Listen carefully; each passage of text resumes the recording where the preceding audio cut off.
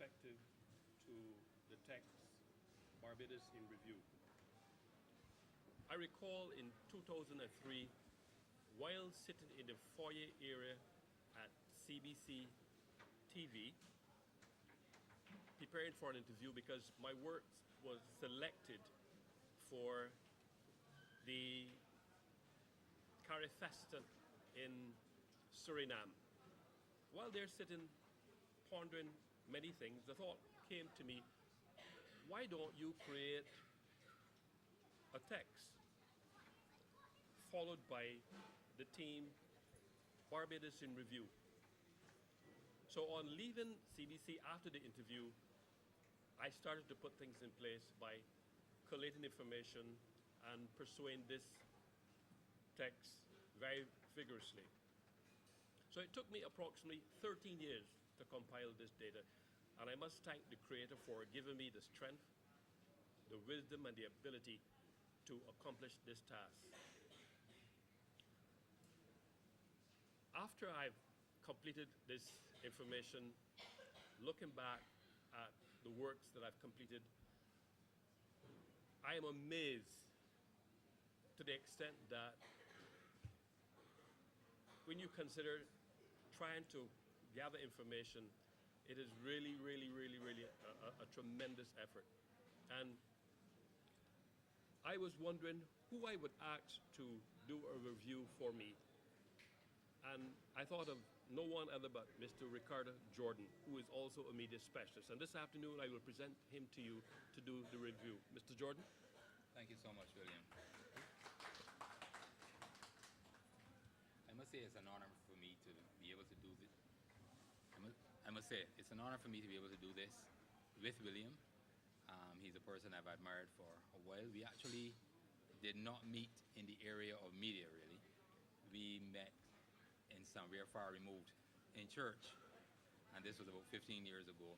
And since then, because of our commonalities, our interest in media and the arts and writing, William and I have been able to form a fairly good bond.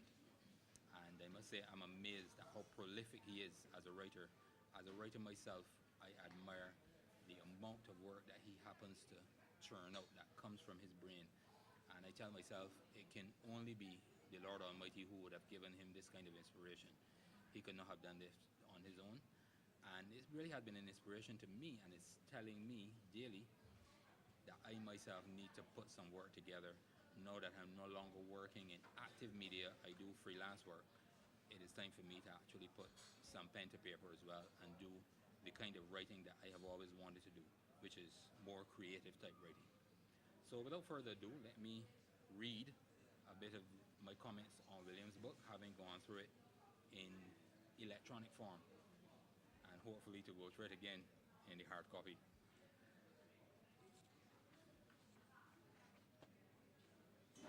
Ladies and gentlemen, we tend too often to limit culture to the arts and entertainment. And our people, Barbadians, were in fact so overawed at one stage of our national existence by the carnivals and creativity of other countries that some Barbadians used to say without reservation, that Barbados had no culture. But it's clear to see from William Gittins' In Review, VOL1, that the author has never confused the two, this is arts and entertainment, and culture, or limited himself to any of the two, arts as an expression of culture, and culture as a way of life. In fact, long before Gittins judged crop over masquerade costumes, he seemed to have instinctively known that the arts were only part of the manifestation of, quote, we culture, unquote. Hence, his compilation of books reflecting the culture of Barbados, the culture of Barbadians, the way we speak, the way we play, the way we eat, the way we worship, the way we live. Gabby perhaps captured it best in his 1985 song, Culture, but even today, Mr. Gittins has highlighted Gabby among the featured people and things that make up Barbadian culture. It is also significant that Mr. Gittins has captured this in 365 pages. He has basically sought to frame 50 plus years of Barbadian culture in a year of pages, 365. A year of pages, which tell the stories of independence, of our national heroes, and our habits of the past, and indeed show a vision for the future of this young, developing nation, which he obviously loves. His chapters are noteworthy in name and content. The first is entitled Images of Yesteryear in Barbados, and they recall the nostalgic images of our grandparents, parents, and indeed some of us, carrying buckets of water from the ubiquitous standpipe. I did a bit of that. And others walking for miles and amazingly balancing trays of food items and mobby containers on their heads. The childhood skills of hopscotch, marble cricket, and making fly sticks, which I also made, are matched in this book with the adult skills of stick licking, wild chattel houses, and the old clothes iron. These are the ones that nobody was able to plug in. My grandmother used to iron my school clothes with those iron. These things come alive off the pages of Williams's book and inform younger readers and strangers to our customs. For us more mature readers, though, Gittins calls to mind the unheralded skills of those who designed the donkey cart, which is now extinct. But a lot of creativity and skill went into the making of those kind of things. And he also reinforces the presence of the indigenous Tukban and Mother Sally, and recalls vestiges of our colonial past through the windmills, including the still functioning one at Morgan Lewis in St. Andrew. With his penchant for detail, Gittins points to the controversial Nelson statue as a landmark, quote unquote. This is a very controversial part of our history, while giving exhaustive information on the tripartite agreement. This is something in our recent past now, a tripartite agreement between labor, government, and the private sector called the Social Partnership, and showing the importance of the dissemination of information and record keeping by featuring media houses past and present, including The Nation, The Advocate, and others. I personally admire Gittins' work, not just for its nostalgia and its sentimentality, but he has not omitted current facts. Even while he's delving into the past, he has dealt a lot with what is going on now, including the harsh reality of Barbados being a small and open economy, which is vulnerable to the shocks of external economies, particularly those of our main trading partners in North America and the United Kingdom. And that is what has mainly caused the recession, which we are still feeling the effects of today.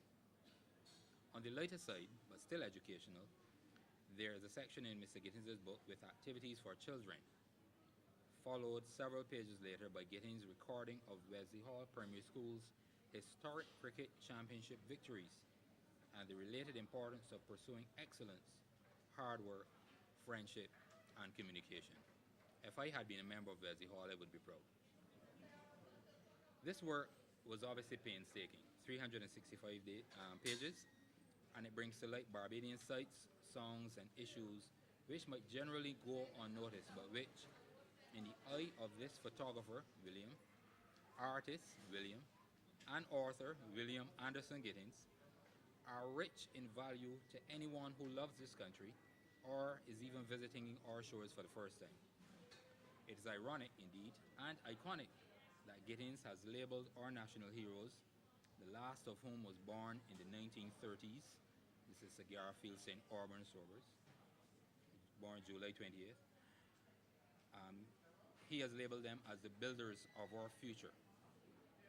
If most of them could see the Barbados which they built today, they would, like most of us, be proud of our achievements, but somewhat ashamed of some of the practices which we have, due to our own cultural insecurity, borrowed from other cultures.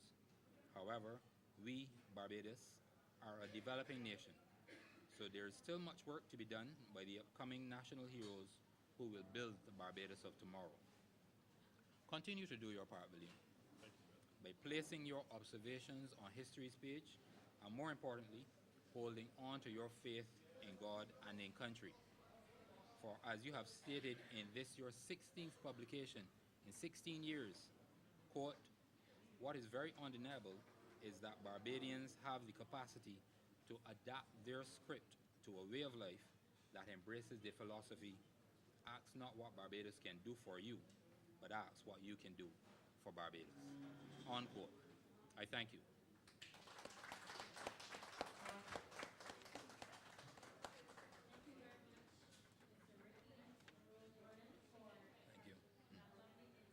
You're welcome. The book actually follows several parts of Barbados from the past right up until now. It features a beautiful color me section. So if any of the young children wanted to color and enjoy that section, they too can share because this is a book for the whole family, whereby dedicated to the architecture of Barbados. So I know that's a very important thing to him as well because it is our architecture that we have in Barbados. It features the national heroes, more in-depth look. So I just clicked through, I saw even featuring things like the Barbados Small Business Association, very instrumental. Our business as a small business association, a small business, sorry, they've been very instrumental in to contributing to Barbados in the way we do because we too have received assistance, and those things are very important here, as you know. Just ask my beloved wife Magnolia to step forward.